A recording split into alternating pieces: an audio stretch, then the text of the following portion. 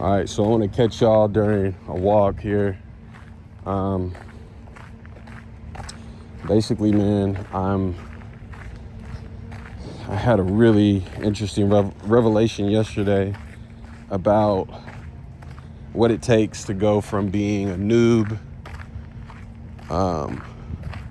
in what I would call unintentional, a bit of a poser, to being the real deal. So there's this phenomenon in every industry.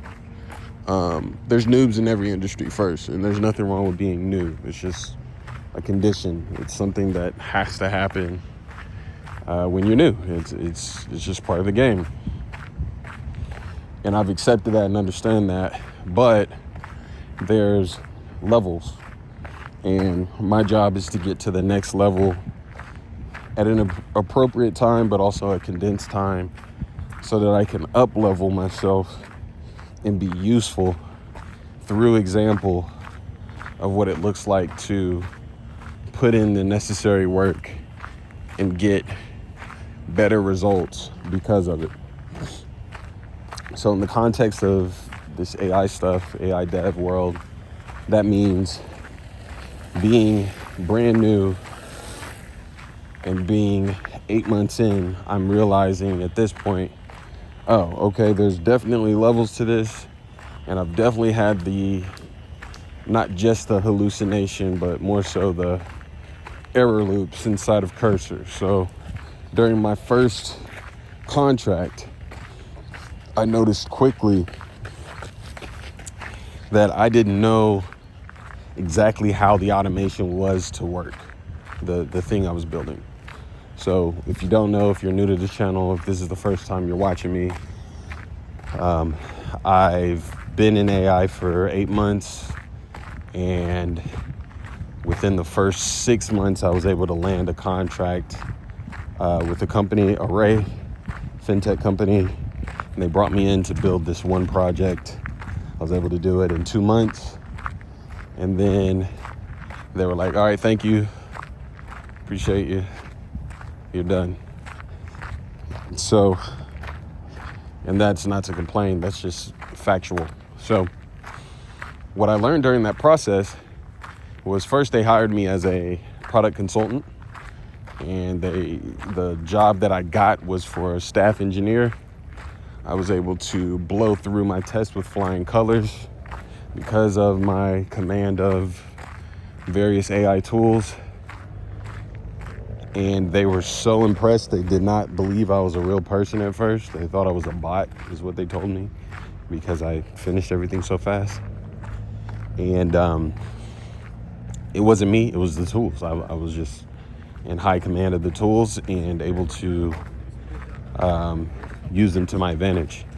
I got paid handsomely while I was there, and that was cool. But it left me with an experience that let me know that, hey, I have a lot further to go.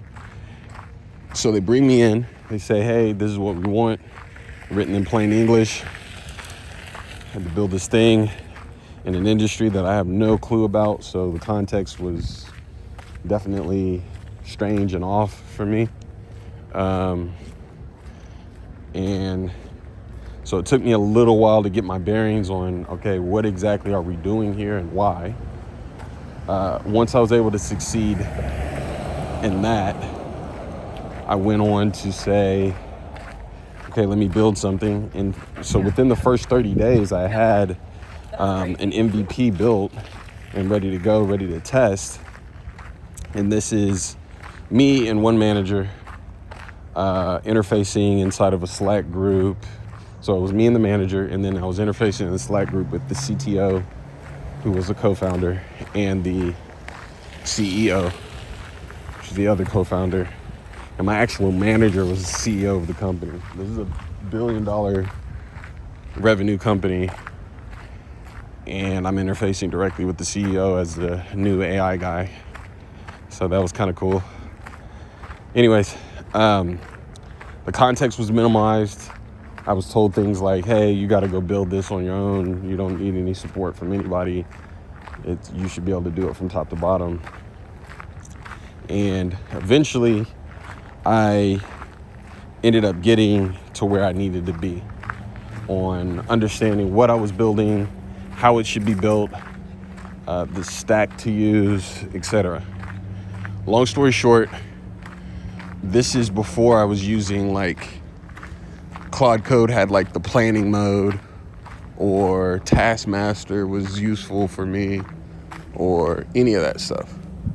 So it was pretty brand new in that regard for me to plan out a project and be able to do it.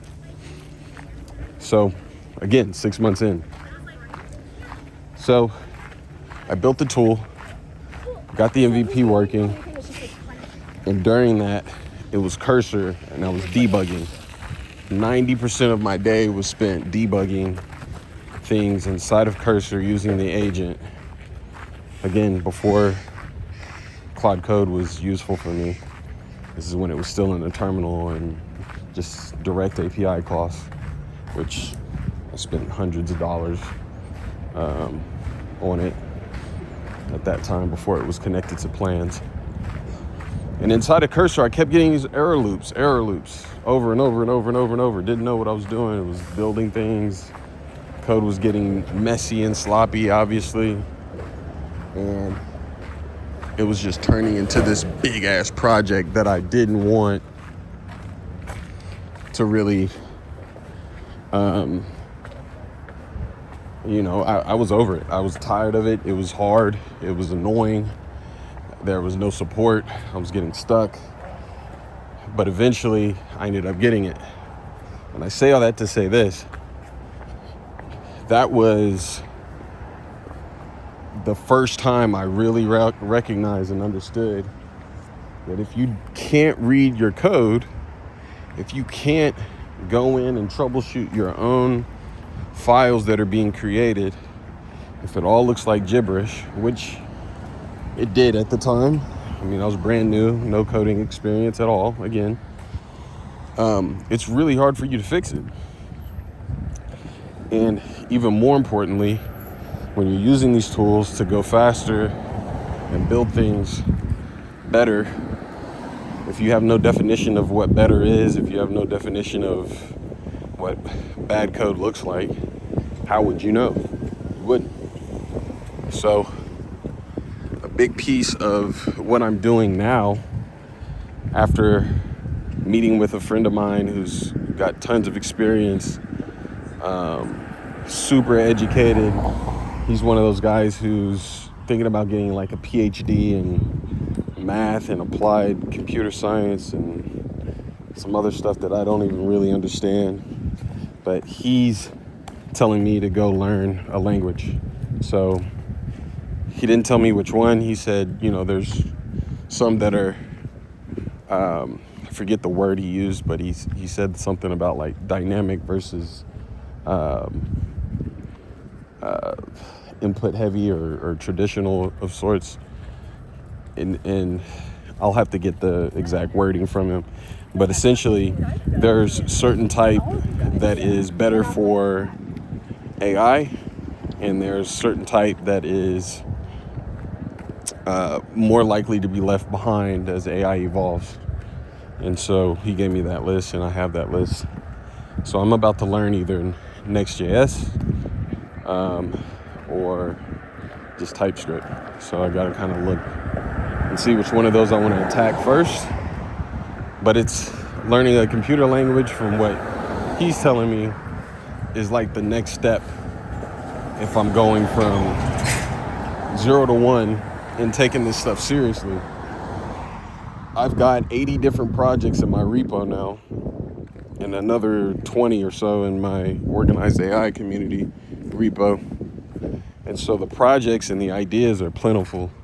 The execution is getting better because I'm gaining command of Claude Code and my ability to plan things out and minimize errors just by planning the approach a little bit better, which is nice, but it's not a full solution. And I'm looking more for a solution that's going to put me in a spot to where I'm able to not only win with the AI tool, but also be able to look at the code that I'm building and see the differences in good enough, great, and excellent. And that happens, obviously it's kind of a overtime type of thing. There's a taste level that you can start approaching with this stuff that I'm, familiar with in other aspects of my life. So that it's the difference between, you get a feel for something like coffee or wine, or, and these things are subjective, obviously, but I know the difference between a clean muscle up and someone who's just kind of newbie just by looking at it. And that's the piece that gives you the ultimate leverage. I can just look at something and tell if it's higher quality or not. People can do that with architecture, construction, materials, art, obviously, I probably already said that, music. This idea and this thread kind of prevails throughout other disciplines and fields. So I don't think that it's a long shot to where I'll be able to tell the difference without, knowing all the ins and outs initially. I think that going from a B to a A is going to be a longer, harder process, obviously.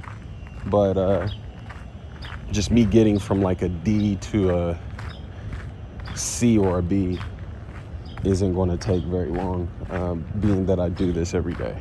And this is kind of like a thing that I'm dedicating myself to. So that's the next piece, is I just want to kind of address that dedication is the difference. I got to come up with a better term than just vibe coder, but I'm serving that community that's new.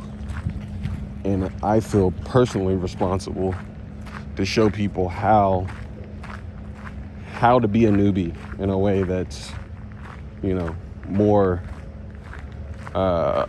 conducive to leveling yourself up and actually being able to get real work done.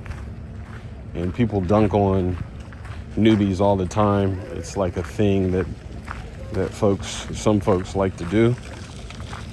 And my job is to make sure that newbies are encouraged to behave and respect the game a certain way. Because ultimately, there's multiple ways to play any game, but there's people who actually want to learn the right way, and then there's people who don't really care, and they'll ship slop and they'll ship bad product over and over. But for me, even with my first projects, I'm still proud of them, even if the code's not the best, because at least it's an internal tool. Most of the stuff I'm building is internal. The first thing I ever built was for a client, and I found out real quick that I was not good enough to be sending them something initially. So that was a hard conversation to have, but it was an honest one, and it was had. So maybe I'll tell that story one day. But it's kind of like, there's no reason to be embarrassed with your skill level. There's more reason to be embarrassed that you're not doing anything to make to get better, or to improve, or to give yourself a chance to be the real deal. But I'm kind of venting and going off here. I got my first negative comment, and although it doesn't bother me that people have opinions about vibe coders, what I do want to do for myself is just focus on knowing that I have the right mindset for this stuff. If Focus on knowing that the pursuit of doing it right, of being legit, of being dope at this, actually good at it, and what that means. Seeking it out, finding it, and then applying it is what I was talking to my buddy from Capital Factory that lives in my building. I was able to kind of suss that out because he has the guidance and he's got 15 to 20 years of experience. I know he's been doing it since he's a kid, so I don't know if we want to count that or not, but that is the leverage point. That's the difference. It's like vibe coder plus experience, coaching from someone who's experienced and legit that you can't get other places. It's the same reason that on those calisthenics bars that are up there on that trail that I'm able to do all the freestyle stuff, it wasn't just me. It was me getting help from someone who had experience and was actually doing acrobatic things on the bars when I met him. And that is the difference. That's why there's levels and people get to different levels, because once you see it and understand it, you can become it. So that's all. I just wanted to throw that out there. Quick little rant. Just because you start with training wheels on easy mode doesn't mean that's where you have to end up. You can improve if that's what you want to do. You can become the improved version, right? And that's the whole point. All right, peace.